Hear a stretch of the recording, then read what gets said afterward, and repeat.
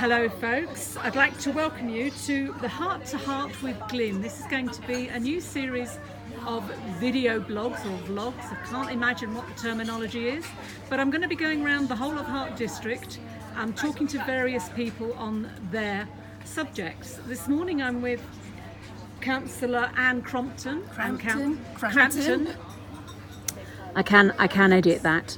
And Councillor Steve Forster. Anne has been a councillor now for 8 years in Hartley Wintney and has just recently become the leader of the Conservative opposition at Hart District.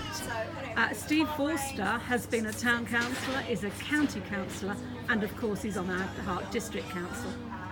So this morning they're just informal chats, and we'd like to, I think we'd like to know more about the new garden development. So Anne, what do you think about this new garden development that's going to impact the whole of Hart District?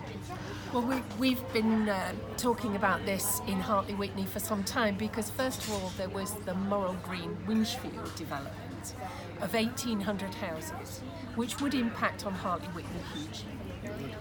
But this is orders of magnitude bigger than the 1,800 houses that was talked about in the local plan.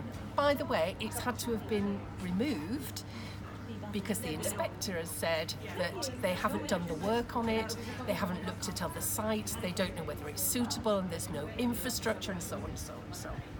But this is 10,000 houses, which is potentially 24,000 people right on the doorstep of Hartley Wintney, Hook and Fleet. It's obvious the impact it's going to have on Hartley Wintney. But what about Fleet, Steve? Well, I'd actually not call it Shapley Garden Village. It's more like Fleet Newtown. And it'll actually join Fleet and Hook potentially. Starts at 650 metres from the edge of Edenbrook, just behind the leisure centre potentially. That's where CCH want to build it.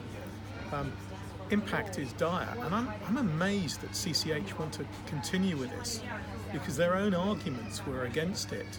They said a new town would not have enough money for the infrastructure that the new town itself needed. And now they're saying not only will it come with all the infrastructure it needs, and by infrastructure I mean the town centre, the church, the shops, the high street, the doctors' surgeries, the schools. They're not only saying it'll have all that, but it'll actually have a lot of money left over to spend on Fleet and Hook and Hartley Wintney. There just won't be those sort of monies available. So they've got this pipe dream that is completely and utterly unrealistic. The only reason they're doing it is to try to avoid building anything in Church Crookham, which is where they're based, and it's not even achieving that. They failed on that with the works that they opposed at Watery Lane, at Crookham Park, at Grove Farm. Whatever they do, they get wrong. And this is just another example, and it's going to be really, really bad for Fleet. It won't provide the new schooling that we so desperately will need in 3 or 4 years' time. It won't provide the roads that we need around the area. It'll increase the burden. It's the same with Hartley Wintney, only more so. We're a lot nearer than Fleet, but it's only about 650 metres between the borders of this Shapley Heath and Fleet. Yeah, and Eltham Heath. And Eltham Heath, yes, absolutely. And I think it's really interesting because running up to the local elections, I was standing in Fleet West, and I spent a lot of time on Eltham Heath, and I was talking to the builders actually when I was leafleting over there, and the builders were quite confident they were going to be there and in a job for the next 10 years. So they knew this was already happening. They were just moving from one site to the next. So it's obviously a done deal. I don't understand, how we can support such a thing for our area. Oh, we definitely can't support it. And I don't think it's a done deal. No. I think there's every likelihood if we can replace CCH and their supporters, the Lib Dems, on the district council, we can stop it. We would, yeah. Oh well, that's excellent news. But that's going to take time, and I know that residents are going to be worried that that's a political statement when really what they want to know is, can this be done? I mean, we've got another election next year. How is that going to help our locals? Well, if we can get in power, of course, we would remove it. There'd be no question about it.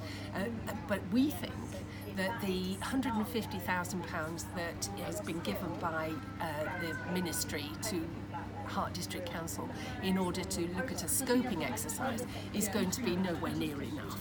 And this will take several years of work. So in several years' time, we continue to oppose it at every step, but then hopefully we'll be able to completely get rid of it once we're back in the administration. Yeah, I think that's right. If you take politics out of it and put the community back into it, and it is all about the community, then it's really important that people across the whole of Hart actually speak up about what they want. There's a consultation ongoing at the moment. There'll be more consultations. A lot of people have consultation overload and don't feel it's important to respond. Even some of the councillors on Hart District Council have complained about the lack of responses, or that they've suggested that a consultation is already a done deal, and irrespective of the response that comes back, things proceed. That's not the case. In law, in British law, a consultation has real weight, and if people absolutely don't want something to happen and give cohesive, reasonable arguments against it, a consultation can stop something. It's interesting. Now, hang on a minute. Sorry, I just want to get back to something actually here, because obviously we've all been aware of the social media.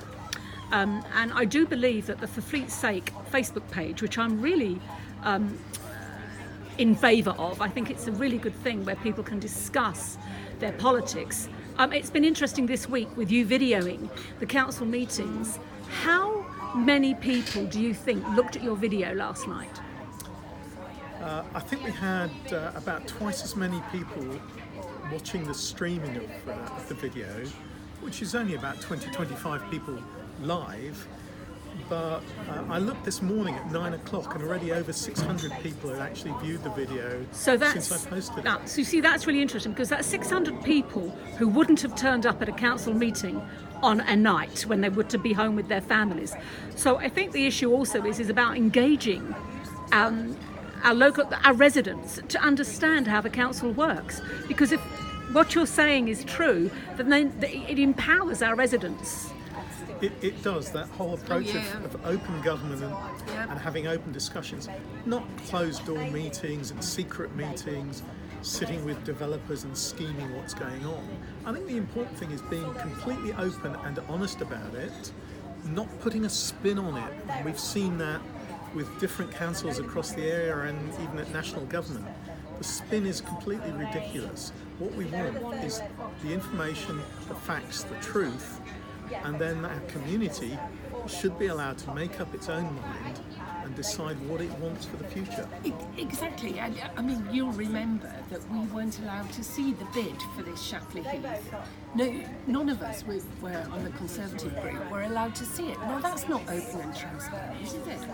No, it was a complete shock when it actually came through, because some of the parties on the council are talking about being open and getting everyone involved, and then they have their secret meetings and hide stuff both from the public and other councillors because they've got a weight of numbers to be able to force through their plans, irrespective of criticism.